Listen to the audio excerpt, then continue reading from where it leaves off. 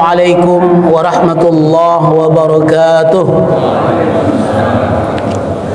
Innal hamdalillah nahmaduhu wa nasta'inuhu wa nastaghfiruh wa na'udzu billahi min shururi anfusina wa min sayyiati a'malina may yahdihillahu fala mudilla lahu wa may yudlil fala hadiya lahu asyhadu an la ilaha illallah wa asyhadu anna sayyidana Muhammadan abduhu wa rasuluh.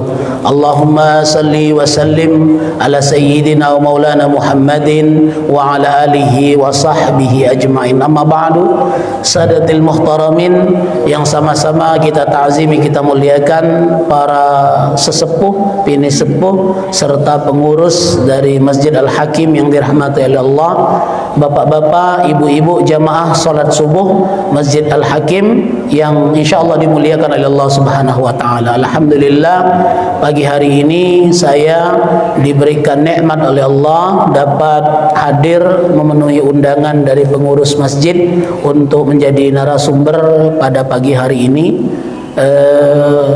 Zaman jalan besar dulu galak macet, sering di awal sebelum Covid lah, sering macet itu galak mentas lewat sini kan, langsung tembus ke Kalangburu. Sering nyingok masjid ini nih, cuman alhamdulillah baru hari ini terpijak karena dulu numpang lewat baik. Nah, karena takut terlambat jadi agak pagi berangkat dari pesantren tadi. Cara baru pertama kali lah. Jadi aku ada pengurus tadi yang siko datang muka pintu. Nah, alhamdulillah sudah ada ibu siko. Aku nomor 3 jadi datang pagi tadi. Cara baru pertama agak rajin gitu kan. Kalau diundang yang kedua lah mulai tahu ukurannya, mungkin agak terlambat juga. Jadi mohon maaf kalau seandainya kehadiran saya lebih dahulu daripada bapak-bapak, ibu-ibu, bukan karena kamu terlambat, aku tuh kedatangan lebih cepat. Cara pertama. Bapak, ibu-ibu, jamaah sekalian, alhamdulillah saya diberikan kesempatan oleh Allah dapat bertemu karena wasilah salah seorang di antara alumni pesantren kami, murid kami, Ustaz Wibawa Mega Putra. Itu alumni kami. Nah, kata pengurus melalui beliau dapat nomor aku. Jadi alhamdulillah melalui wasilah beliau saya bisa hadir di majelis ini dalam rangka berbagi pemahaman, berbagi ilmu, berbagi penghayatan tentang agama kita. Semoga kehadiran saya memberi manfaat bagi bapak-bapak, ibu-ibu. Kemudian tak lupa salawat dan salam senantiasa kita persembahkan kepada junjungan besar Nabi Muhammad sallallahu alaihi wasallam beserta keluarga, sahabat dan seluruh pengikutnya hingga akhir zaman. Kita berharap kiranya kita semua mendapatkan syafaat dari Nabi Muhammad sallallahu alaihi wasallam. Amin. Amin Allahumma amin.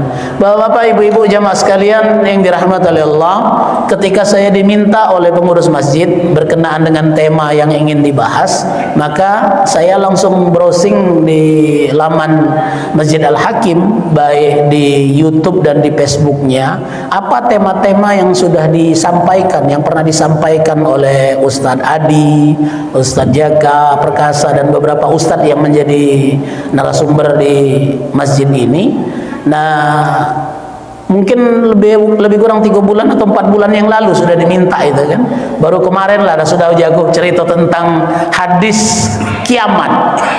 Mengapa ini menarik menurut saya? Karena semakin kesini semakin sering kita dihadapkan dengan fenomena para asatis, penceramah atau yang muncul di laman WA dan Facebook kita bercerita tentang tanda-tanda kiamat yang sudah mulai tampak. Sering kita nonton di YouTube katanya tanah Arab sudah mulai menghijau. Nah, kiamatlah ini katanya. Sungai Tigris dan Sungai Efrat atau sungai yang ada di membelah wilayah Jazirah Arab sampai ke Mesir itu sudah mulai mengering, dan ada hadisnya yang menceritakan bahwa ketika Sungai Efrat itu mengering akan muncul gunung emas dan mengeluarkan isi kebaikan di dalam di dalam sungai tadi, menjadi tanda-tanda akan datangnya kiamat. Saya ingat sebelum Covid meletus 2018-2019 itu ada Ustadz Zulkarnain dari Medan atau dari Riau yang dikenal dengan Ustadz Kiamat itu, bercerita tentang tanda-tanda akhir zaman. Katanya 2019 akan terjadi hujan meteor, dan sebentar kalau bulan puasa malam sekian tanggal sekian terjadi hujan meteor, maka artinya tidak lagi bertemu dengan Ramadan tahun depan bakal terjadi kiamat. 2018 2018 itu Pak. Aku pergi haji 2019, uji aku, ya Allah, kalau memang kiamat tahun depan lewat kelah bulan haji agar aku pacak pergi haji, sudahnya kiamat lantaklah. Rupanya lewat juga masih. Nah, uji aku urung kiamat tadi. Bapak-bapak, ibu-ibu, maka saya tertarik ingin mengungkapkan tentang fenomena berkenaan dengan apa yang digambarkan oleh Nabi, yang diramalkan oleh Nabi, yang digambarkan Nabi tentang tanda-tanda akhir zaman. Kita nyebutnya bukan ramalan, itu namanya apokaliptik. Jadi dalam khazanah agama Yahudi dan Nasrani dikenal juga dengan konsep tanda-tanda akhir zaman itu. Makanya kalau di perjanjian lama diceritakan tentang masa Armageddon. Armageddon itu adalah perang besar, fitnah kubra sebelum munculnya kiamat. Nah, cuman ditransformasi dalam pemahaman orang-orang Amerika, orang-orang Eropa berkebangsaan bahwa kiamatnya bukan dalam wujud ada dajjal, ada apa segala macam, tapi ada meteor besar yang numbur bumi. Maka diakali agar jangan sampai meteor tadi numbur bumi, berangkatlah tim yang nyambut meteor besar tadi di luar tata surya, diledak ke sebelum masuk ke tata surya gitu. Maka urung kiamatnya. Karena dalam keyakinan mereka kiamat bisa ditunda. Atau ketika terjadi tahun 2012, katanya tanggal 12 bulan 12 tahun 2012 muncullah film 2012 menggambarkan tentang kalender Maya yang katanya kalendernya habis di tahun 2012. Maka itu merupakan tanda akhir zaman. Jadi filmnya jadi box office, digambarkan tentang bagaimana dunia hancur karena inti bumi meledak. Namun ujung-ujungnya bisa selamat karena naik bahtera, naik kapal, dan ternyata bumi tidak hancur galo-galo. Ada yang tenggelam, ada benua daratan yang naik yang disebut dengan Tanjung Harapan, itulah di Afrika itu kata. Gambaran tentang akhir zaman, bahwa sesungguhnya akan ada puncak dari kehancuran semesta. Kalau dalam keyakinan kita umat Islam, ketika itu terjadi maka tidak ada daya sama sekali, tidak ada tempat berlari, tidak ada tempat bersembunyi. Jangankan bumi, tata surya hancur, bintang ke bintang rontok, alam semesta digulung oleh Allah Subhanahu wa taala. Maka dalam keyakinan kita itulah kiamat yang sebenar-benarnya, dan itulah waktunya dimulai. Kita akan mempertanggungjawabkan semua amal perbuatan kita di muka bumi. Nah, bercerita tentang hadis-hadis tadi, ternyata memang kita harus tetap selektif untuk menjadikan referensi hadis tentang alamatus sa'ah, tanda-tanda yang mendahului sebelum datangnya kiamat itu. Ternyata tidak semua hadisnya sahih. Ada hadisnya yang derajatnya tidak sampai mencapai derajat mutawatir, artinya rawinya tidak sampai 3, maka dia disebut dengan hadis ahad. Dan derajat hadisnya tidak sampai menduduki derajat hadis sahih atau hasan. Nah, kita ini kadang-kadang berjumpa dengan satu hadis, dikatakan itu hadis, dan ternyata fenomenanya memang ada, dan itu membuat kita yakin kiamat niannya. Namun sesungguhnya sebelum kita masuk ke cerita tentang hadis tadi, kepercayaan kita tentang adanya akhir zaman adalah merupakan rukun iman yang paling penting setelah kita beriman kepada Allah. Rukun iman kita berdasarkan mazhab Asy'ari dan Maturidi, rukun iman kita ada 6 Pak ya. Percaya kepada Allah, kepada Rasul, kepada kitab, kepada malaikat, kepada hari akhir, dan percaya kepada qada dan qadar. Nah, menurut sebagian ahli teologi, ahli tauhid, kalau yang 6 ini nak kita padat ke lagi, dari 6 itu yang paling inti ada 2, yaitu percaya kepada Allah, percaya kepada hari akhir. Mengapa yang 4 ini bisa dihilangkan? Sebenarnya bukan dihilangkan, tapi dipadatkan. Bergantungnya percaya kita kepada Allah menjadi sebab kita pasti percaya adanya malaikat. Kalau kita percaya kepada Allah, pasti kita percaya adanya kitab-kitab, adanya rasul yang diutus, adanya ketentuan Allah yang menjadi skenario alam semesta ini terjadi. Maka rukun 4 yang lain bisa gentol. Kalau kita sudah percaya kepada Allah, maka yang 4 pasti kita percaya. Nah, sementara rukun yang kelima, percaya adanya hari akhir, adalah merupakan tonggak dari kebenaran iman kita. Apa? Gember? Bukan, putus. Baik. Baru 5 menit aku lah nak putus itu. Padahal setengah tenaga dalam yang aku keluarkan tadi. Ibu-ibu, kepercayaan kita kepada hari akhir ini menjadi bukti keyakinan kita tentang agama. Mengapa? Karena ketika saat ini kita masih tinggal di dunia, keyakinan kita itu baru sebatas keyakinan pemahaman. Bapak-bapak, ibu-ibu, masuk ya? Masuk ya, oke.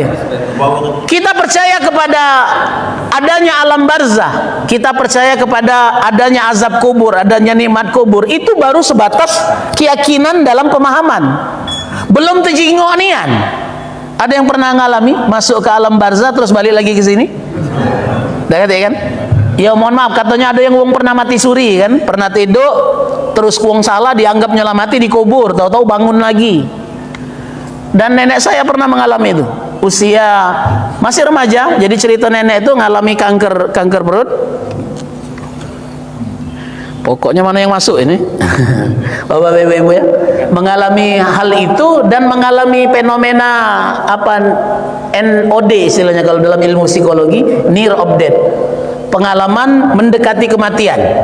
Nah rasanya bertemu dengan siapa segala macam, tiba-tiba, dan ini sudah dimandi ke. Jadi sudah dimandi ke, lah dibaring ke di tengah rumah, lah sudah disolatkan, siap diantarkan ke kuburan. Tiba-tiba kanker yang di perutnya itu pecah melalui pusatnya, keluar kankernya, dan dia bangun. Belum sempat dikubur. Nah tapi kan ada ceritanya yang sudah dikubur nih, tahu-tahu ngedor, nak minta naik. Nah maksud aku ada yang pernah ngalami itu, belum pernah galau ya. Artinya cerita kita tentang apa yang akan kita hadapi setelah mati itu baru cerita ujinya yang kita dengar dari guru kita, yang kita baca dari buku-buku pengajaran tentang agama. Nah kapan kita bisa membuktikan kebenaran keyakinan kita itu? Setelah kita berjumpa dengan ajal sebenar-benarnya. 3 langkah, 7 langkah wong yang antar ke kuburan berbalik, baru kita melihat hakul yakin, ainul yakin, apa yang kita hadapi setelah kematian. Nah sesungguhnya kepercayaan kita kepada alam barzah, percayaan kita kepada nikmat dan azab kubur adalah merupakan pintu awal dari kepercayaan kita kepada hari akhir. Apa yang ada di balik kematian itu adalah semuanya perkara gaib yang kita belum tahu sama sekali. Tapi kita punya keyakinan sempurna. Mengapa? Karena kalau keyakinan kita tidak sempurna, ragu, adonia ndak alam kubur, adonia ndak alam akhirat, maka keimanan kita bisa dipertanyakan.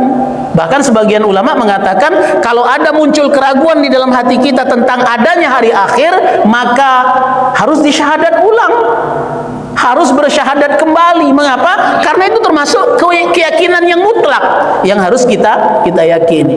Maka Luqmanul Hakim pernah berpesan kepada anaknya, ya bunayya in kunta ala syakkin anil mauti, wahai anakku, jika engkau ragu tentang kematian, padfa'id naum, maka coba engkau lawan rasa kantukmu saat engkau ingin tertidur.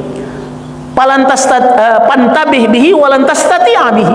Coba kau lawan rasa kantuk waktu nak tidur itu. Kapan datangnya waktu tidur? Mau gola dinta ke kopi setermos, men waktunya tidur, Pak. Tidur itulah.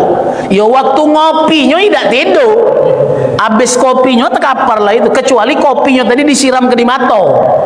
Men kopinya diminum, habis kopinya men waktunya tidur itulah, Pak. Ujung diganjel dengan korek lah, segala macam. Waktunya tidur itulah, ada pacak melawannya. Segagah wong apa, kapan datangnya kantuk, maka waktu itu dia tertidur. Nah, kata Luqmanul Hakim, maka perumpamaan maut itu seperti tidur. Dak pacak kita lawan, waktunya datang tidur. Kemudian beliau lanjutkan, wa in kunta ala syakkin anil ba'thi, namun ketika engkau juga ragu tentang mungkin tidak kita setelah mati bakal dibangkitkan, beliau katakan, pantabihil yaqdhah, coba kamu lawan bangun dari tidur.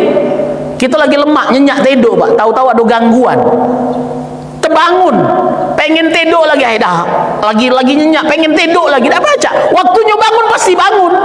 Walaupun kita masih nak tidur, waktunya bangun pasti dibangunkan oleh Allah. Coba kamu kamu lawan waktu bangun tadi biar kamu bisa tidur lagi? Tak bisa. Pantabih bihi walan tastati'a bihi. Coba kamu lawan waktu bangun itu, kamu tidak akan mampu melawan waktu bangun itu.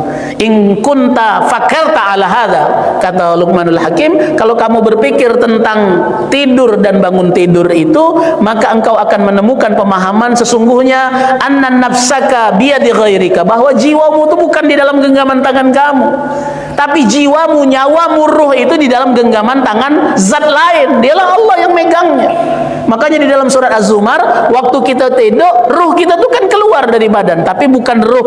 Ruh tuh Bapak Ibu kalau kita sebut dengan apa packing, dia bentuk packingnya nyebutnya ruh. Tapi komponennya bukan cuma satu. Ada jiwa, ada nafsu, ada qalb, ada fuad, ada akal. Nah, struktur inilah yang membentuk globalnya kita nyebutnya ruh. Kalau yang keluar sikok belum mati, tapi kalau ruhnya keluar galo-galo itu baru mati nyebutnya. Nah, waktu kita tidur ada bagian di antara diri kita yang keluar. Di dalam surat Zumar itu di dalam genggaman tangan Allah. Kalau waktunya bangun ada yang dilepas ke, maka waktu itu bangun lagi dari tidur. Bangun dari kematian kecil nyebutnya. Makanya uji beliau tadi, waktu kita bangun kita berdoa, alhamdulillahilladzi ahyana ba'da ma amatana. Ya Allah, pujian untuk kamu setelah engkau kembalikan aku hidup setelah semalam kau matikan aku. Nah, kalau wong yang tidak dilepas ke lagi nyawanya, maka kita nyebutnya mati di dalam tidur. Tidur semalam lemah, besok pagi tidak bangun lagi. Nah, nyawanya sedang di dalam genggaman tangan Allah. Bapak-bapak, ibu-ibu, jamaah sekalian yang dirahmati Allah. Nah, balik ke cerita tentang apa kata-kata Luqman tadi, bahwa sesungguhnya fa inna nauma bimanzilatil maut wal yaqza bimanzilatil ba's. Bahwa ketika kita berpikir tentang tidur dan bangun tidur, maka kedudukan tidur itu seumpama dengan maut, kematian yang tidak bisa kamu lawan.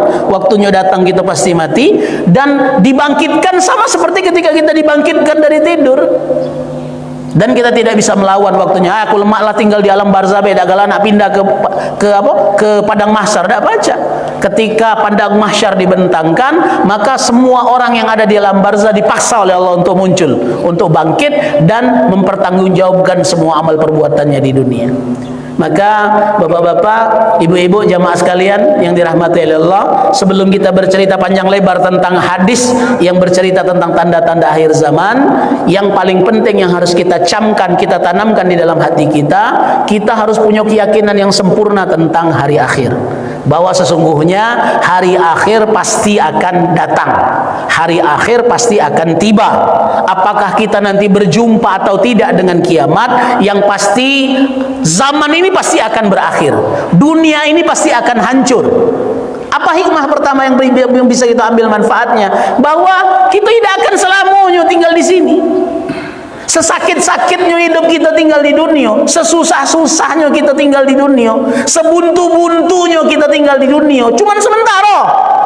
Kalau kita jalani dengan kesabaran, kita jalani dengan ketabahan, maka ganjaran kebaikan atas kesabaran kita terhadap kesusahan, kesempitan, penyakit yang kita alami berupa surga yang dijanjikan oleh Allah Subhanahu wa taala. Sesenang-senangnya kita di dunia, sekayo-kayonya kita di dunia, sehebat apapun kedudukan yang kita capai, tapi semua itu cuma sementara di dunia. Pertanyaannya, kesenangan di dunia ini pacak kita dapat lagi dah di akhirat? Kemuliaan kita di mata manusia saat ini, apakah kelak di akhirat akan tetap mulia? Atau jangan-jangan cuma mulia di dunia, tapi di akhirat hina di hadapan Allah? Maka bagi orang yang sedang lebih, sedang senang, sedang jaya, jangan sampai takabur, jangan sampai sombong. Ngapa? Karena di dunia sementara, tidak selamanya. Pertanyaannya, apakah nanti kelak di akhirat kebahagiaan, kejayaan yang kita miliki saat ini masih tetap bisa kita raih di akhirat? Nah, yang paling penting, kalau pacak bahagia di dunia, juga bahagia di akhirat. Kalau pacak, mendak pacak, biarlah susah di dunia, yang penting di akhirat bahagia. Jangan dapat yang bahagia di dunia, tapi di akhirat sengsara. Paling susah hidup di dunia lah saro, di akhirat lebih saro lagi. Kalau pacak jangan yang kelompok ketiga keempat. Kalau pacak kita masuk kelompok pertama atau kelompok kedua. Sa'idun fid dunya wa sa'idun fil akhirah. Bahagia di dunia dan juga bahagia di akhirat. Nah, kalau tidak, itu tadi penyemangat bagi kita. Walaupun saqiyun, sengsara, tidak senang di dunia, moga-moga di akhirat buah kesabaran kita mendapatkan kebahagiaan dia di akhirat. Itu yang pertama, Bapak Ibu ya. Percaya kita dengan adanya hari akhir membuat motivasi kita berbuat baik, motivasi kita beribadah tidak akan hilang, tidak akan padam. Karena yang kita harapkan adalah akhirat. Tapi kalau kita berbuat baik karena harapan di dunia, kita beribadah karena harapan balasan di dunia, itu yang sering buat kita sakit hati, buat motivasi kita kadang-kadang muncul, kadang-kadang hilang. Karena yang harapan kita di dunia, kita nyantoni wong, kita membantu orang lain, baik dengan tetangga, baik dengan sahabat, berharap balasannya di dunia, itu yang galak buat kita sakit hati, buat kita juga datang ke masjid nyumbang hambal, berharap tanggal 14 bulan 2 2024 dipilih. Rupanya uang lain, hambal diterima di dalam bilik, urusan Tuhan yang tahu. Kapan dihitung, tidak katik suara dari Masjid Al-Hakim, besok balik ke hambal kemarin. Karena berharap dunia. Makanya aku sering berpesan dengan kawan-kawan yang nyalek, kalau memang Tuhan berkehendak engkau jadi, kau tidak nyumbang hambal pun tetap dipilih wong. Tapi kalau kamu memang niatnya untuk menyumbang, jangan dihubungkan dengan pemilihan. Aku nyumbang masjid, dah kata urusan dengan pemilihan. Nak kamu pilih, payu dah kamu pilih sudah. Tapi berpinta dengan Allah, ya Allah, aku menyumbang, berharap engkau gerakkan hati jamaah masjid itu agar memilihku. Jangan minta dengan manusia. Ngapa kapan kamu minta dengan manusia, nemanlah juga lagi. Contoh, kita bantu tetangga, kita bantu sahabat karena kita tahu dia butuh, kita bantu. Berharap sahabat tadi balas. Kaget kapan aku perlu dia bantu aku. Itu yang kalau buat sakit hati. Kapan dia lagi susah kita bantu, kita nolong dia. Kapan kita susah dia bercanda tahu baik. Akhirnya merajuk. Wah, kau ini bukan kawan, bukan CS. Padahal bantuan Allah itu bukan datang dari orang yang kita bantu. Bantuan Allah itu bisa datang dari siapapun. Makanya di dalam hadis Arba'in Nawawi dikatakan, wallahu fil aunil abdi makanal abdu fi auni akhi. Allah itu pasti nolong seorang hamba kalau hamba itu galak nolong saudaranya. Jadi kalau kamu galak nolong wong lain, yakin kapan kita perlu, Allah akan bantu kita dengan jalan yang kita tidak sangko-sangko, bukan dari wong yang kita tolong. Ya, karena amal kita serahkan kepada Allah. Ya Allah, aku nolong wong ini karena aku tahu dia butuh, aku harapkan balasan darimu ya Allah, bukan dari wong yang ku bantu. Kalau di dusun kan tidak apa ya, kapan kita sedekah amplop dibuka, oh 500.000 kaget, kapan dia sedekah kita harus balas pula. Mendak dibalas kaget diciri nih, ada beberapa dusun yang amplopnya itu dibuka Pak. Mendi Palembang lemah, 5.000 modal 5.000 makan lemah, datang ke tempat sedekahan tinggal masuk ke wong, tidak tahu juga isinya, cuma 5.000 makannya lebih dari 5.000 kan. Kapan muka, nah banyaklah 2.000, 5.000. Kalau di dusun jangan Pak, dibuka di depan meja itulah dicatat 500.000, kaget besok kita harus minimal samu, kalau pacak lebih kan. Itu kalau di dunia. Nah, namun yang lebih sering juga itu tadi, karena kalau kita berharap kepada manusia, belum tentu manusia yang kita bantu balas membantu kita. Maka kembalikan amal tadi muaranya kepada Allah. Ya Allah, aku bantu manusia, aku berharap, aku yakin engkau akan membantuku ketika aku membutuhkan. Maka Allah akan bantu, bahkan bantuannya lebih besar dari yang pernah kita tolong dengan orang lain. Maka balik ke cerita tentang hari akhir tadi, motivasi kita beribadah bukan karena dunia, maka tidak akan pernah padam semangat untuk beribadah itu, semangat untuk beramal baik. Mengapa? Karena yang kita harapkan akhirat yang lebih besar. Bapak Ibu, sakitlah kita, susahlah kita di dunia, tapi tidak akan pernah membuat kita patah arang. Mengapa? Karena sakitku cuma sementara di dunia, susahku cuma sementara di dunia. Yang penting di akhirat aku bahagia. Ibu pernah bayang ke berapa lama kita bakal tinggal di alam barzah? Berapa lama kita bakal di padang mahsyar? Berapa lama kita bakal masuk di dalam surganya Allah? Dibandingkan dengan kita tinggal di dunia. Waktu kita tinggal di alam rahim, berapa lama kita tinggal di alam rahim? 9 bulan 10 hari. Ada yang umurnya sampai 12 bulan. Ada yang katanya Imam Syafi'i itu sampai 3 tahun di dalam perut emaknya baru lahir. Tapi kan ketika kita lahir ke dunia, kita tinggal di dunia berapa? 50, 60 tahun. Waktu tinggal di alam rahim terasa sebentar dibandingkan umur kita di dunia. Betul Pak ya? Karena kita cuma setahun di dalam perut emak kita, setelah kita lahir ternyata bisa puluhan tahun kita hidup di dunia. Tapi kaget waktu kita bertemu dengan maut, pindah kita ke alam barzah. Waktu kita tinggal di dunia ini mungkin seujung kukunya dibandingkan kita bakal tinggal di alam barzah. Ya mohon maaf Pak, kalau kita mati hari ini, besok kiamat, artinya cuma sehari semalam di alam barzah. Tapi kalau kita mati hari ini, ternyata baru 100 tahun lagi kiamat. Artinya 100 tahun kita bakal nunggu di alam barzah. Rupanya 1000 tahun lagi baru kiamat. Artinya 1000 tahun kita nunggu di alam barzah.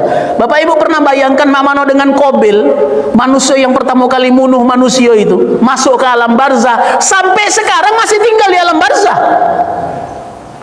Makanya uji guru kami, Bapak Ibu, di alam barzah itu seluruh manusia itu nangis minta kiamat supaya segera dilakukan. Kiamat itu supaya terjadi. Uang yang dapat nikmat kubur minta kiamat segera dibentangkan, alam mahsyar segera dibuka, karena selama tinggal di alam barzah dia sudah mendapatkan persekotnya. Buah apa ibarat kita nih, contoh barang dari surga yang dia bakal nikmati. Taman di antara taman-taman surga. Tamannya baik lagi senikmat ini, mana surga sebenarnya. Maka uang yang dapat nikmat di alam barzah minta, ya Allah gancang kelak kiamat agar kami betul-betul masuk surga, bukan taman-tamannya. Uang yang dapat nikmat. Kalau uang yang dapat azab minta gancang kiamat, karena selama dia tinggal di alam barzah disiksa, dihimpit oleh bumi, dihukum oleh malaikat, tapi dosa pokoknya belum berkurang Pak. Mohon maaf, ada seorang yang membunuh, orang yang meninggalkan sholat saja. Orang yang meninggalkan sholat selama di alam barzah Tuhan dihimpit oleh buminya, kemudian ada binatang-binatang kalajengking, ulo yang gigit. Tapi dosanya meninggalkan sholat belum berkurang Pak. Kapan berkurangnya dosa kita? Kalau kita sudah ditimbang amal, ternyata sholat kita tidak sempurna, amal kita tidak cukup, akhirnya kita dilemparkan ke dalam neraka. Nah baru dengan azab tadi berkurang dikit, dicuci, dibersih ke habis dosa kita, baru diangkat masuk surga. Tapi kalau di alam barzah Pak, disiksa, dipukul, dosa pokok ini belum berkurang. Pinjol lah bahasanya sekarang Pak. Kita minjam 500, yang kita bayar bunganya Pak, modal pokok 500 dah habis. Makanya jangan main pinjol-pinjolan itu. Dah sudah, kamu ngutang 500.000, ada guru ngutang 500.000, kapan dicatat? 540 juta utangnya jadi. Akhirnya bunuh diri guru tadi. Pak ya, berkenaan dengan pinjol. Nah, sama kira-kira alam barzah itu pecah pinjol Pak. Kita disiksa, diazab segala macam, tapi modal pokok dosa pokok kita belum berkurang. Maka uang yang diazab di alam barzah minta, ya Allah gancang kelak kiamat agar dosa aku pacak dikekes, ada kesempatan masuk ke dalam surga. Yang tak galak kiamat tuh kita yang masih di pucuk bumi inilah. Ya Allah, kalau memang kiamat besok, kalau pacak lusa baik. Ya Allah, kalau memang kiamat minggu depan, kalau pacak 2 minggu lagi. Ya Allah, kalau memang kiamat tahun ini, kalau pacak 2 tahun lagi. Ya Allah, kalau memang kiamat lah parah, nunggu anak aku kawin. Ya Allah, kalau kiamat lah terjadi, kalau pacak anak aku punya cocong. Cocong lah lahir, ya Allah nunggu cocong aku wisuda. Nah uji Tuhan, peniyo lah kelamunya kau minta kiamat. Kita tinggal di pucuk bumi inilah yang takut dengan kiamat. Sementara di alam barzah semua minta agar kiamat segera terjadi. Maka saya katakan tadi Pak, baik nasib kita meninggal hari ini, besok kiamat. Artinya dah lama kita tinggal di alam barzah. Tapi kalau kita meninggal hari ini, ternyata baru 1000 tahun lagi terjadi kiamat. Kalau yang tidak siap, kita belum cerita pada mahsyar Pak, kita belum cerita azab di neraka, kita baru cerita alam barzah. Ternyata 1000 tahun kita tinggal di alam barzah dalam keadaan mendapatkan azab kubur. Itu baiklah pedih bagi kita. Ibu, ada yang pernah tahu berapa lama kita tinggal di padang mahsyar? Ada yang mengatakan kita tuh bakal tertegak di sana. Tak pacak duduk Pak, tak pacak nguling, tak pacak istirahat, idak makan, idak minum lebih dari 1000 tahun. Bapak-bapak, ibu-ibu, kalau kita lagi upacara bendera, mohon maaf, kalau upacara bendera setengah jam, sejam, apalagi di depan bos, di depan kepala dinas, agak bergerak lagi tak jadi. Tahan setengah jam. Dinta ke semayang subuh, ustadznya maco al-waqi'ah, dalam hati ala kepanjangnya ustadz, kapan lah berhenti ustadz? Ustadz ini tidak benar ini, besok jangan diundang lagi. Ngapa panjang gini maco ayatnya? Sepanjang semayang itu berkutuk dengan ustadz, kira-kira Tuhan tahu tak apa dia yang kita kutuk ke sepanjang semayang? Ibu, mohon maaf, di akhirat nanti 1000 tahun kita dalam keadaan tegak berdiri, tidak makan, tidak minum, panasnya matahari ada sekilan di pucuk kepala kita. 1000 tahun kita bakal dipanjing oleh Allah, disetrap oleh Allah di padang mahsyar.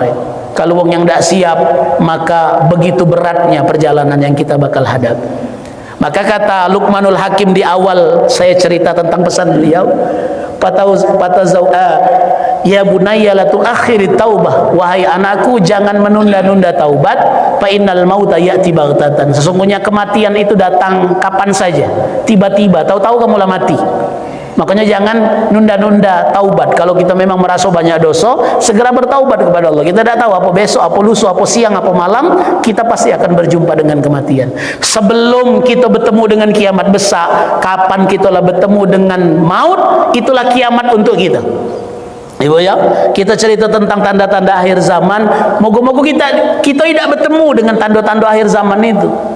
Kita tidak bertemu dengan Dajjal. Takutnya kakek waktu Dajjal muncul, kita malah tidak kuat. Kita melok barisan Dajjal. Malah tidak bertemu dengan Dajjal, Pak. Ngapa? Mohon maaf, fitnah Dajjal itu dahsyat. Bapak, ibu-ibu, fitnah Dajjal itu mengerikan. Tidak lama, Dajjal itu cuma 40 hari 40 malam berkuasa di bumi. Tapi tidak ada rumah, tidak ada kamar, tidak ada tempat yang tidak didatangi.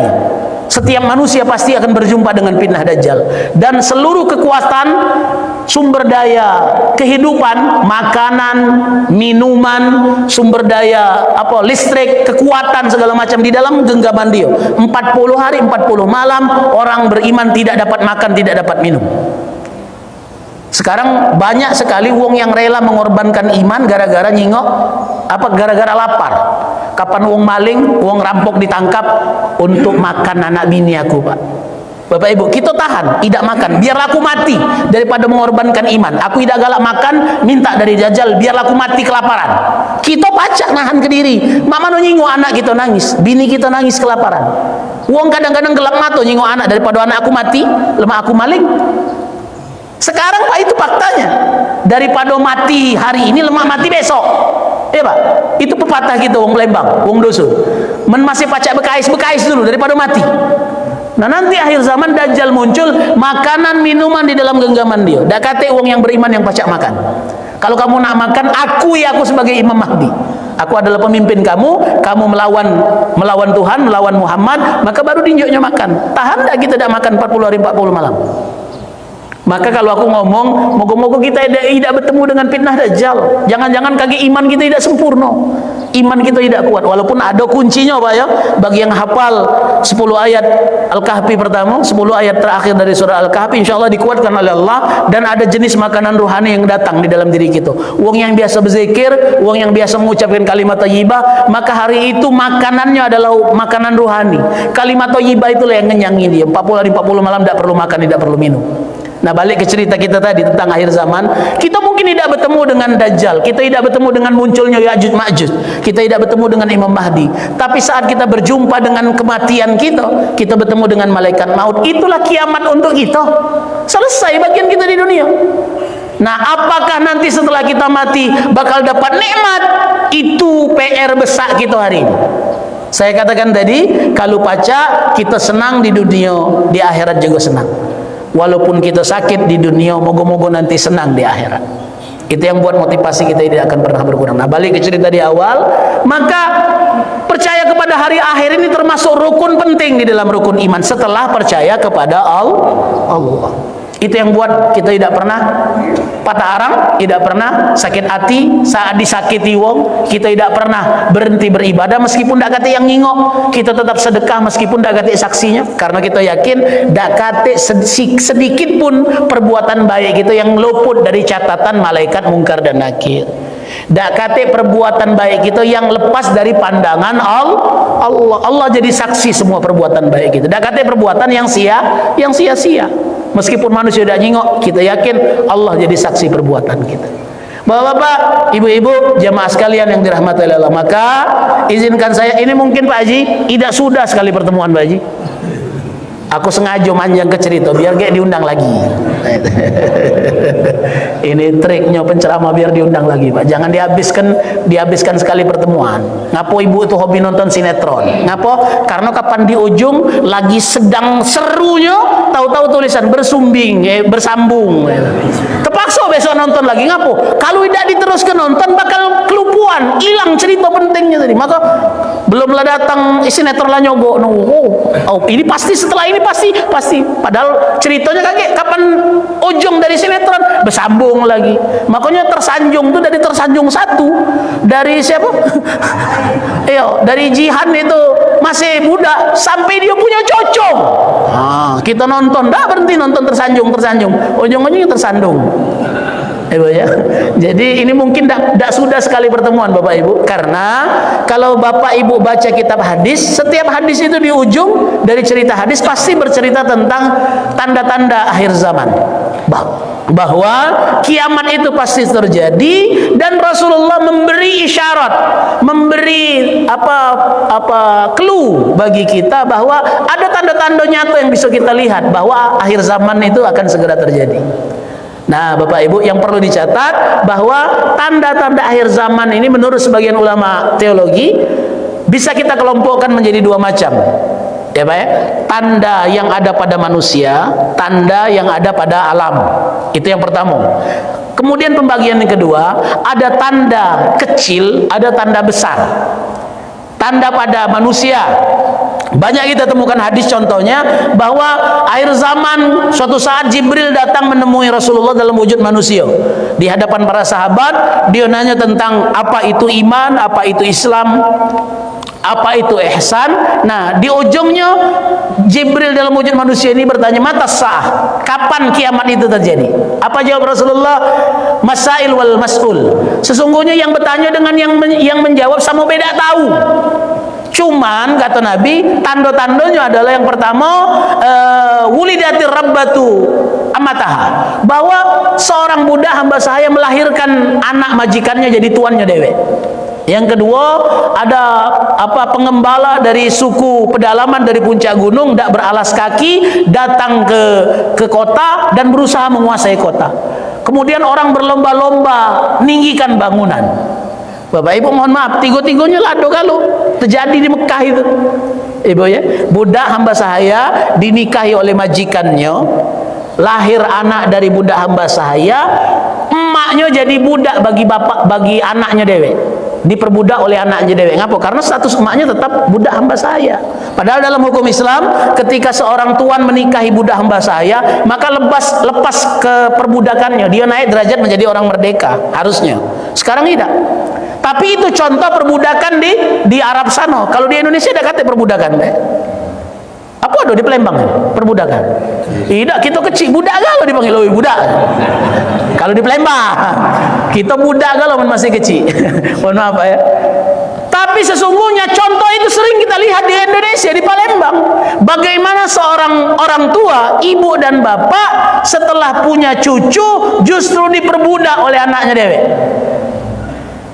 Bapak Ibu mohon maaf, karena kita ini belum anak baru siko, laki bini begawi. Kapan pagi ngantarkan anak ke mak, nolong nitip anak.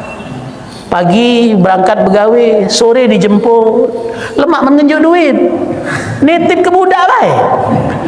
Lah dari kecil ngurusi kita, kapan kita punya anak, minta urus ke puluh anak dengan umat tadi. Apa dah kurang ajar namanya? Memperbudak wong tua tu. Bu, kalau sebulan sekali, seminggu sekali ngantarkan anak nemui wong tua kita, nengok gede, nengok wong tua, itu senangnya minta ampun nenek tadi.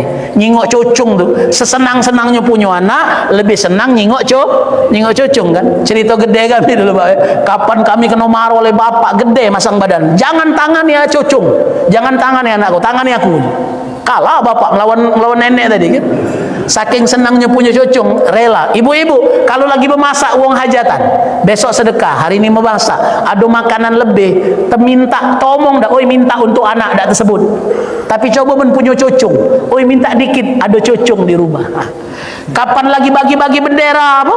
Berzanji, akikah, kan ada bendera. Uang ngembek siko, dia ngembek 3. Ngapa? Untuk cucung di rumah 3. Coba menonton anak dah tersebut.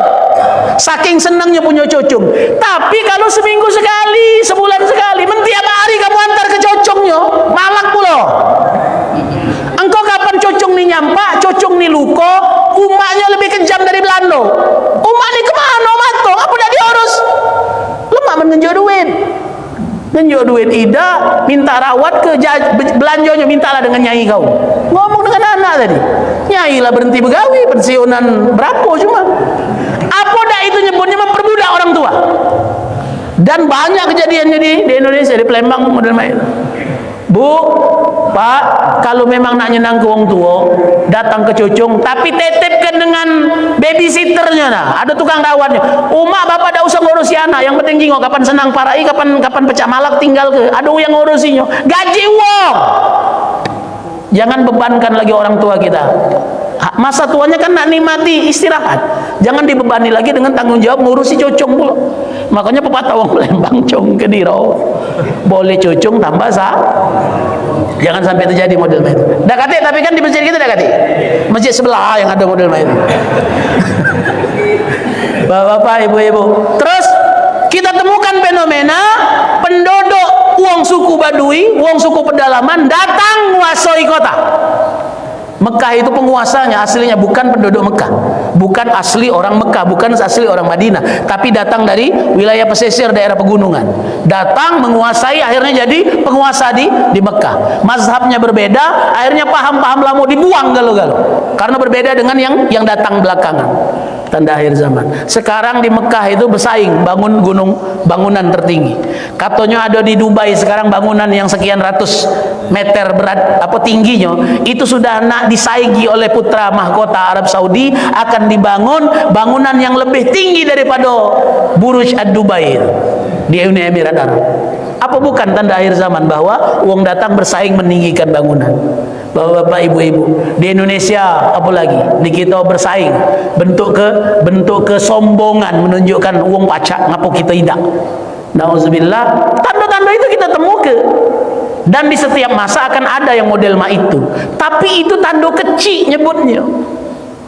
Sama juga dengan bahwa akan datang akhir zaman, la taqumus saah, tidak akan tegak kiamat ini kecuali padang ini, gurun pasir yang ada di Jazirah Arab ini akan kembali menghijau. Akan tumbuh tanam-tanaman, kemudian anharo, kemudian banyak sumber air yang menjadikan sebab sungai banyak ada muncul di Jazirah Arab. Bapak-bapak, ibu-ibu, sekarang kan dimunculkan. Di Taif katanya sudah mulai menghijau. Bapak, ibu, Taif itu dari dulu memang hijau. Taif itu dari dulu memang daerah yang paling hijau di Arab, di Mekah, di sekitaran Mekah, daerah paling hijau. Makanya tanaman bisa tumbuh di sana. Kita ini kadang-kadang mudah terprovokasi, Pak. Wah, lah hijau kalau kiamat sebentar lagi, mulai takut.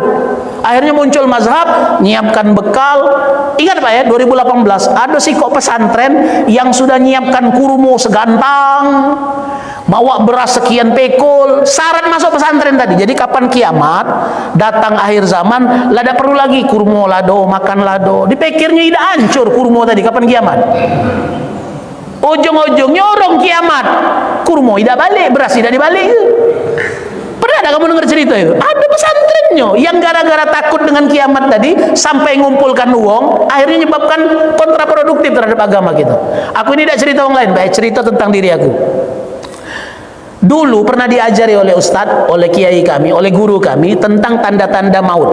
Jadi diceritakan, sering beredar di WA kan, kalau umur kita tinggal setahun, kaki ada tandanya. Kaki kalau umur kita 40 hari ada tandanya. Kaki umur kita 7 hari, 3 hari, sehari semalam, tandanya itu ada galo-galo. Nah, itu contoh WA yang salah. Contoh WA yang salah, jangan kamu anggap itu yakin benar. Tapi aku ada ilmu yang lebih khusus, diceritakan bahwa hari 4 40 menjelang kita wafat, masuk waktu asar. Ini yang pasti Pak ya. 40 hari sebelum kita wafat, masuk waktu asar, kita akan merasakan hilang kesadaran, mata berkunang-kunang, seolah-olah kita nyingok alam semesta ini meluas, mesak itu. Badan kita gemetar dari ujung kaki sampai ujung kepala. Suatu saat Bapak Ibu, aku ngalami itu. Habis semayang asar, apa karena vertigo, apa karena lupa makan, baik. Kapan bangun melayang-layang, rasa putih. Nah, uji aku 40 hari aku ini. Uji aku Pak dalam hati, karena ilmunya aku punya. 40 hari. Malamnya ku panggil wong rumah. Anakku masih 2, kecil, baru umur 8-9 tahun anakku. Ku panggil wong rumah, Dek. Inilah manfaat ilmu jago. Aku dinyingok tando. Umur aku caknya 40 hari lagi. Ku hitung Pak dari tanggal sekian, kalau sampai asar aku masih hidup, insya Allah panjang umur. Tapi kalau sebelum asar, insya Allah aku mati ya. Hitungannya lepas. Ngumpul ke mertua, karena tinggal di rumah mertua. Cerita dengan mertua lanang masih ada, mertua betina masih sehat. Mak ini cerita segala menjadi aku betitip dengan anakmu, aku betitip cucumu kalau aku mati. Yo pecahnya lah nak mati nian Pak, maksudnya gitu kan. Nah inilah salahnya, hati-hati kalau nyingok tanda tuh bercerita, aku ni ada tanah di sini. Uji orang ngomong, aku tidak tahu selama ini. Terpaksa dicerita ke daripada bakal jadi harta hilang. Jadi ini dia. Kubuka ke kalau cerita Pak. Waktu yang ditentukan datang, woi pecahnya lah nak siap mati nih, ngembek wuduk mati sholat. Bapak Ibu mohon maaf, patokannya asar ya. Asar. Jadi umur manusia itu batasannya asar. Kalau dalam hitungan mujarobat, kalau kita hari lahir kita itu hari pati manusia, hari naas manusia.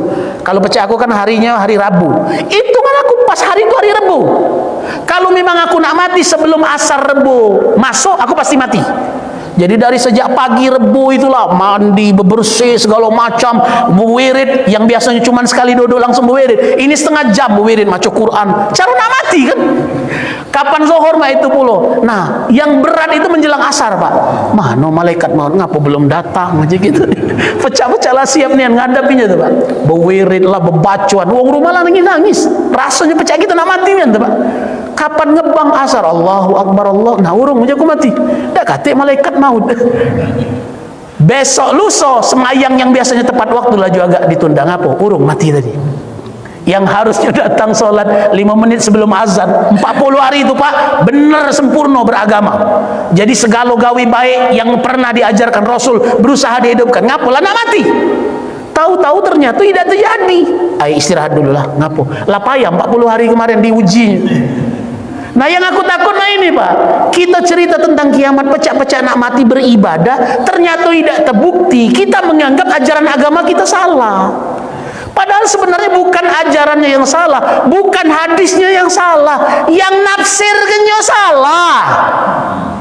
Contoh Ustaz Zulkarnain 2018 menceritakan sungai Tigris, sungai Efrat sudah hilang, sudah turun katanya kan, padang sudah menghijau, maka dia katakan 2019 pasti kiamat. Ternyata tidak. Apa dampaknya? Wong nganggap ajaran yang salah, padahal sebenarnya penafsiran ustadznya yang salah. Bahwa kiamat itu ada tanda kecil, ada tanda besar. Sama pecah aku tadi Pak. Aku nafsirkan 40 hari umur aku, padahal jangan-jangan vertigo, lupa makan, maka kunang-kunang, ku anggap itu tanda maut untuk aku. Akhirnya kontraproduktif. Ngotai artinya kiai kami kemarin. Nah itu yang membuat kita rusak dalam memahami agama. Sesungguhnya kiamat pasti terjadi, tandanya sudah benar sesuai dengan hadis sahih yang diceritakan oleh Rasulullah. Hanya saja kepastiannya hanya Allah yang tahu. Hanya yang ingin saya tutup, kaki kita cerita lebih panjang, kaki pasti muncul pertanyaan, mana dengan hadis ini dan hadis ini. Yang pasti yang ingin saya katakan, tanda kiamat yang pertama diutusnya Nabi Muhammad SAW. Maka Nabi menjadi Nabi akhir zaman. Setelah Nabi diutus, tidak kata lagi Nabi artinya putus kenabian. Itulah awal akan terjadi kiamat. Maka kata Rasulullah, bu'istu was-sa'ah hakadha. Kata Nabi suatu saat ngomong, aku ini diutus dengan datangnya kiamat seperti antara telunjuk dengan jari tengah. Bu, Pak, kalau kamu jinggot telunjuk dengan jari tengah, berapa jauh jaraknya? Kalau nak dibuka, nah habis, tak baca semua inilah. Kalau telunjuk dengan kelengking, jauh. Kalau main jangan kaget uji kamu kampanye pula. Ini juga. Nah, sama baik tak boleh kalau. Kalau PNS saroh sekarang Pak, nak angkat tangan tu tak baca jadi mak ini dia. Ya Pak ya. Kata Nabi, kiamat dengan aku tu seperti telunjuk dengan jari tengah. Artinya jaraknya dekat. Dengan diutusnya Nabi dengan datangnya kiamat. Dulu Nabi ngomong, ibaratnya Nabi ngomong, dibesak ke Nabi, habisnya semua ini itulah. Kira-kira terus melebar apa terus merapat? Kan terus merapat pasti. Akan datang masanya nanti ketika dia betul-betul bertemu, itulah terjadi kiamat sebenarnya. Dan sementara 14 abad yang lalu, 1400 tahun yang lalu Nabi ngomong, sampai sekarang belum kiamat. Kita nganggap itulah muidah. Dalam hitungan Allah mungkin sesaat, kita nganggap 14 abad, tapi sebenarnya sesaat di akhirat. Suatu saat kiamat bisa saja datang. Yang paling penting, kiamat pasti terjadi. Nah, kita berharap kalau seandainya pun kita berjumpa dengan kiamat, kita dikuatkan iman. Tapi kalau aku minta jangan bertemu dengan kiamat kita nih Pak. Ngapa? Uang yang bertemu dengan kiamat itu uang yang tidak beriman. Betul Pak ya? Selama masih ada kalimat Allah disebut di muka bumi, maka kiamat tidak akan terjadi. Selama masih ada orang yang beriman kepada Allah, maka kiamat tidak akan terjadi. Jadi kalau sudah terjadi kiamat, itu artinya tak katik lagi orang yang beriman kepada Allah Subhanahu wa taala. Makanya aku ngomong, kalau pacak kita jangan bertemu dengan Dajjal, jangan bertemu dengan kiamat. Takutnya bertemu dengan Dajjal kita tidak siap, bertemu dengan kiamat artinya kita tidak beriman. Karena menjelang kiamat besar terjadi, ada tanda utama namanya dukhon. Bapak Ibu ya, malam beberapa waktu sebelum kiamat itu datang asap memasuki seluruh rumah manusia. Orang beriman akan mati menghisap asap itu. Ya Pak, malam itu kita datang asap, kita hisap tak mati, wong lain mati kita tak mati. Nah, artinya tak beriman aku. Yang aku takut tuh Pak, asap itu datang kita tidak mati. Wong lain terhirup mati, wong beriman, kita ngirupnya tidak mati. Nah, jadi wong kafir ini artinya. Maka kalau baca jangan bertemu dengan tanda-tanda akhir zamannya. Tapi yang pasti tanda-tanda kecilnya sudah banyak terjadi. Oke, baik. Kita cerita tentang hadis itu bahwa wanita berpakaian seolah-olah telanjang sudah banyak terjadi. Wanita berpakaian rambutnya seperti punuk unta. Itu yang galak bersanggul tinggi-tinggi, pakai jilbab sempurna, tapi pecah telanjang, badannya ketat, pakaiannya ketat. Nauzubillah. Itu tanda-tanda akhir zaman. Perempuan menyerupai laki-laki sudah banyak terjadi. Perempuan jadi kepala rumah tangga, jadi ibunya jadi bapak, bapaknya jadi ibu rumah tangga, banyak terjadi. Itu tanda akhir zaman. Banyak tanda-tanda akhir zaman yang sudah mulai terjadi. Orang-orang ruwaibidah, itu tanda-tanda akhir zaman. Pemimpin yang bodoh, Bapak Ibu, dia memegang kepentingan umat tapi dia tidak tahu sama sekali. Ini pecahnya bakal terus terjadi di Indonesia ini.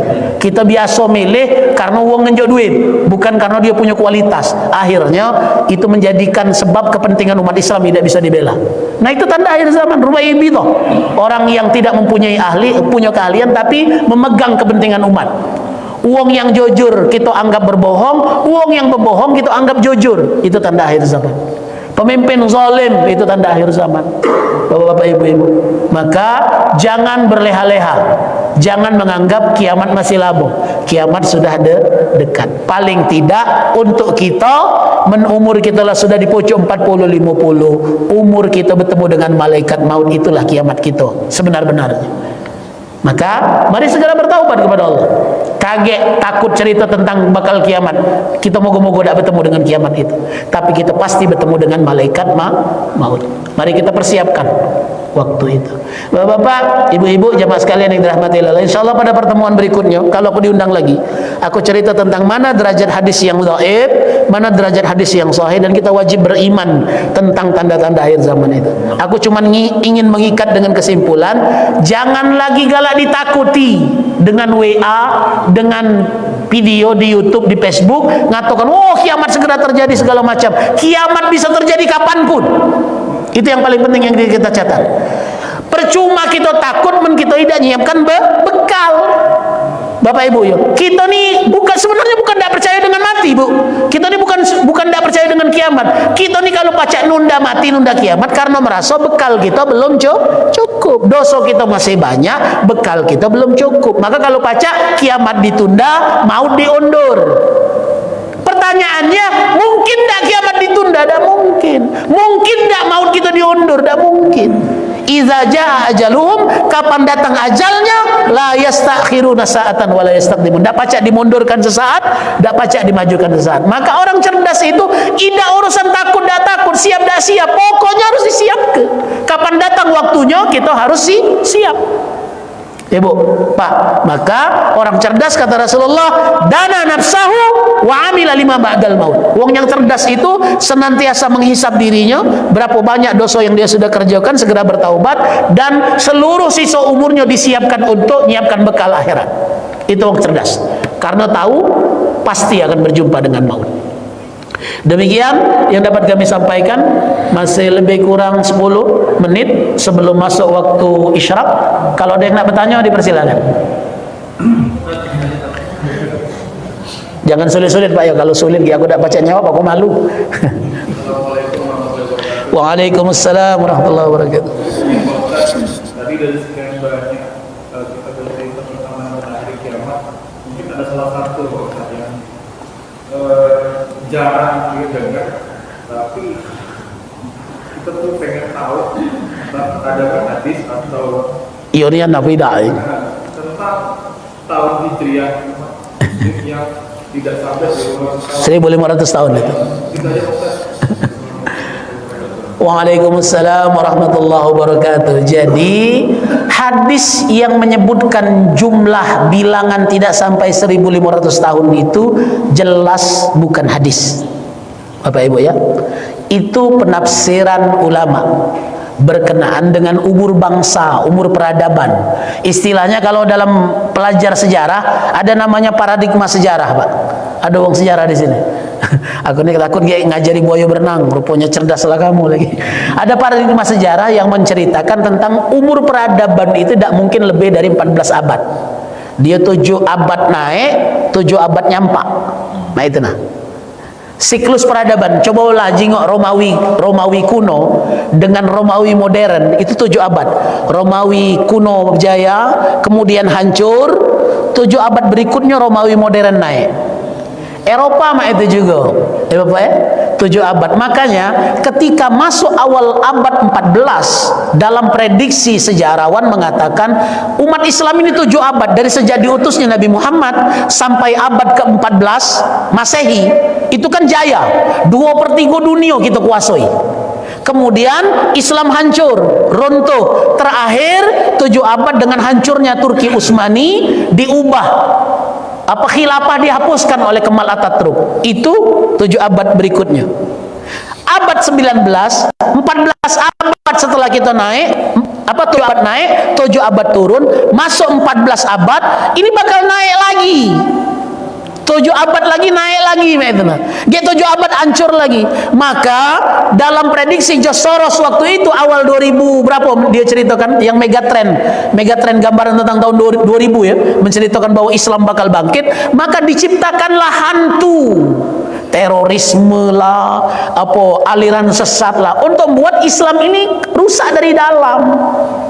Dalam prediksi George Soros, kalau Soeharto tidak hancur, Islam itu muncul dari Indonesia. Tapi karena Soeharto dihancurkan, waktu itu kan Soeharto sudah mulai dekat dengan umat Islam, ICMI mulai dibangkitkan. Dalam prediksi George Soros, tahun 2000 setiap kepala rumah tangga memiliki 2 rumah, 1 rumah 2 mobil. Penduduk Indonesia.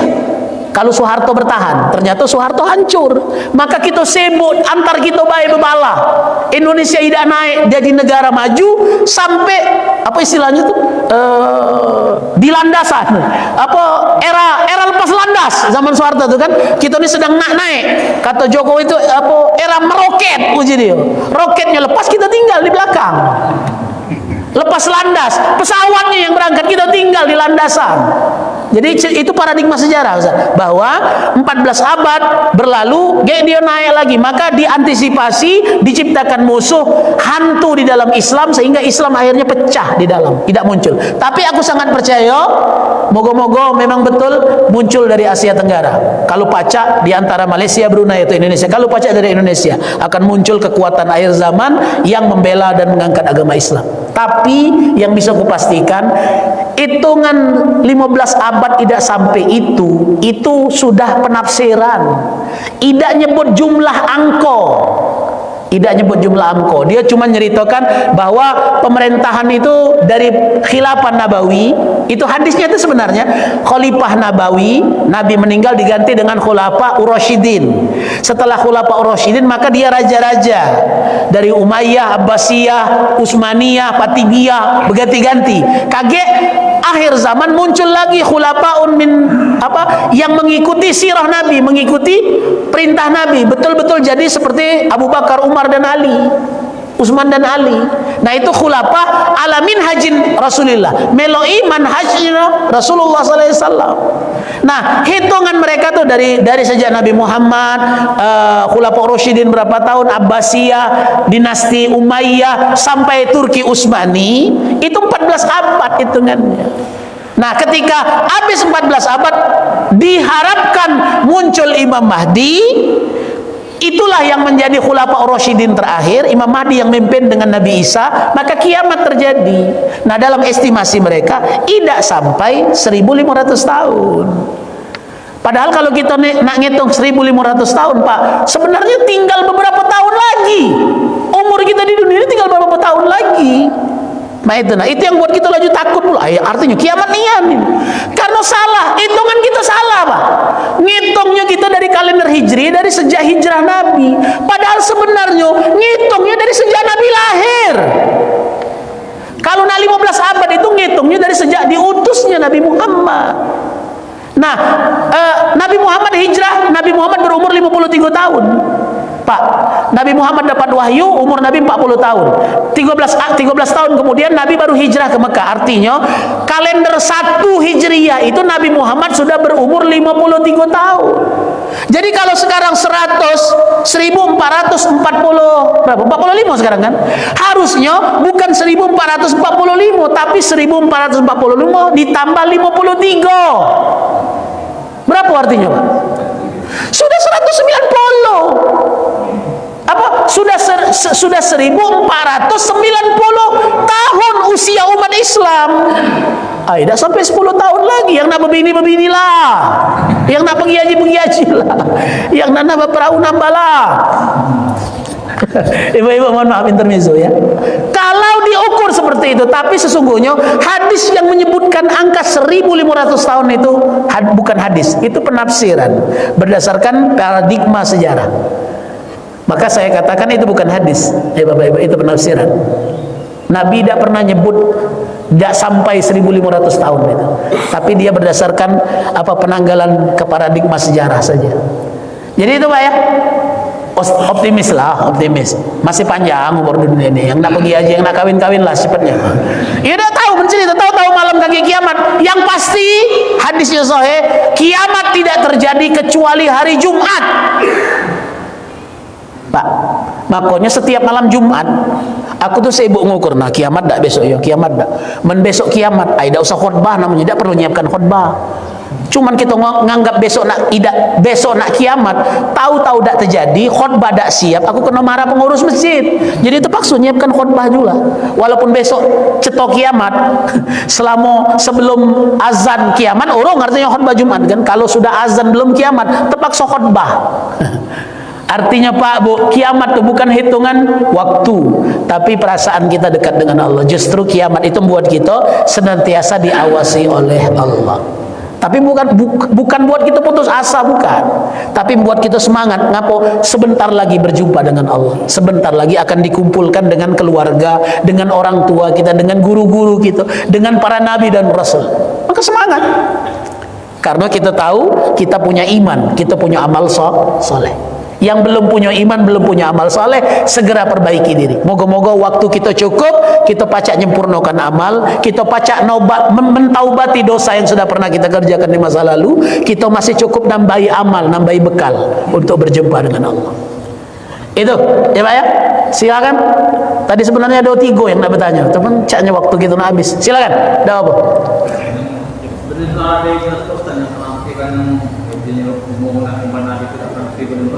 Sama dengan pertanyaan beliau. Ada yang singgung tadi di sini. Ada apa sama Pak pertanyaannya? Makanya saya katakan Banyak sekali kita temukan keterangan di WA, di Facebook yang bercerita tentang 1500 tahun. Makanya sengaja tidak aku sebut agar kamu bertanya.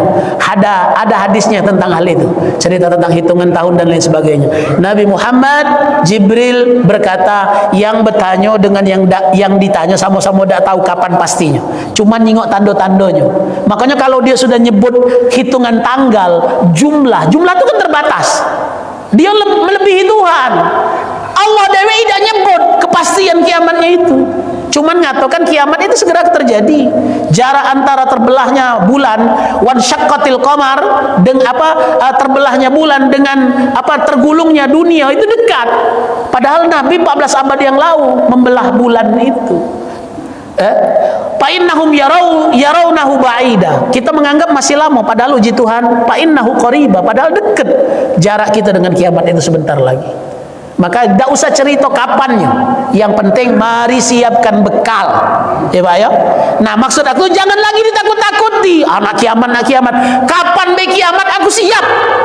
Nah, itu yang harus kita tanamkan dengan anak-anak kita. Nah, kamu boleh punya cita-cita tinggi, tapi cita-cita yang paling tinggi adalah berjumpa dengan Allah di akhirat. Percuma kamu jadi wong hebat, kau kaget di akhirat tidak hebat.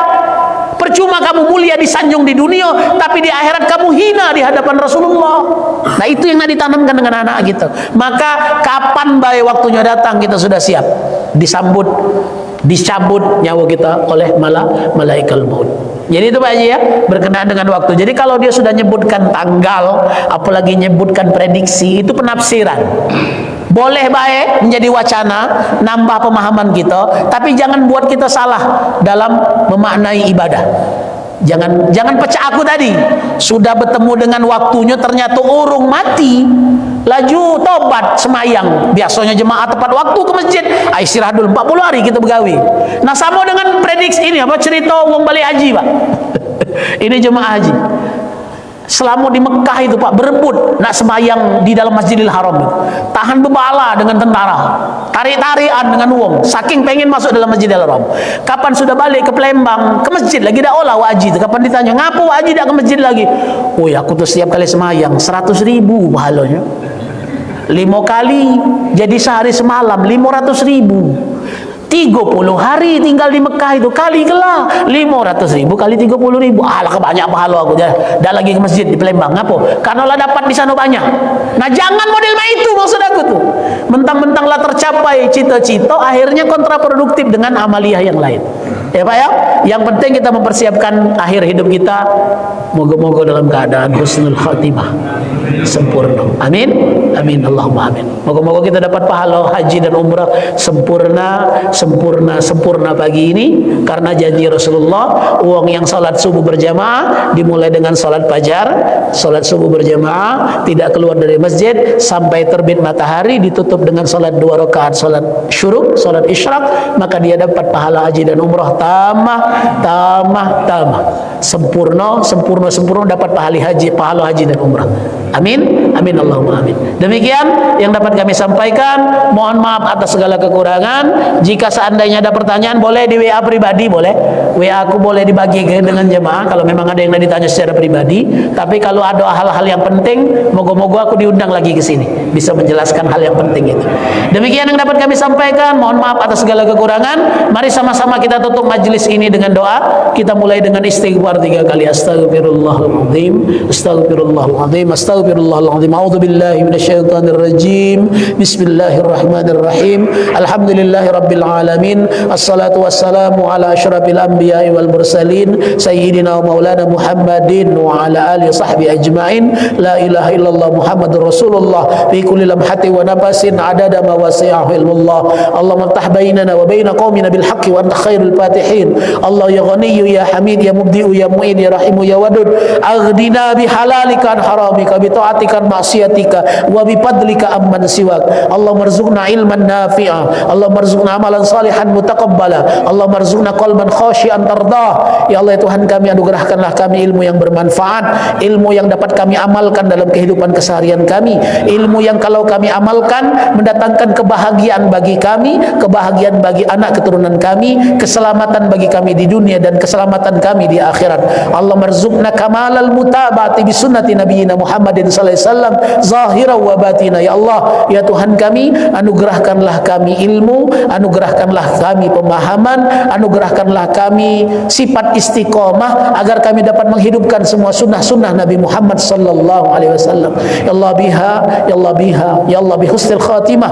Allah makhtim akhir amalina wa akhir kalamina. Ya Allah, ya Tuhan kami akan berjumpa dengan malaikat maut, kami akan berjumpa dengan kematian kami. Saat kami berjumpa dengan kematian kami, mampukan lidah kami untuk dapat mengucapkan kalimat la ilaha illallah Muhammadur Rasulullah wa khtimna bi husnil khatimah, dan matikanlah kami dalam keadaan husnul khatimah. Allahumma rabbana taqabbal du'ana innaka antas samiul alim wa tub alaina innaka antat tawwabur rahim. Rabbana atina fid dunya hasanah wa fil akhirati hasanah wa qina adzabannar. Sallallahu alaihi wasallam Muhammadin nabiyil ummi wa sallam bi fadli subhana rabbika rabbil izzati amma yasifun wa salamun alal mursalin walhamdulillahi rabbil alamin.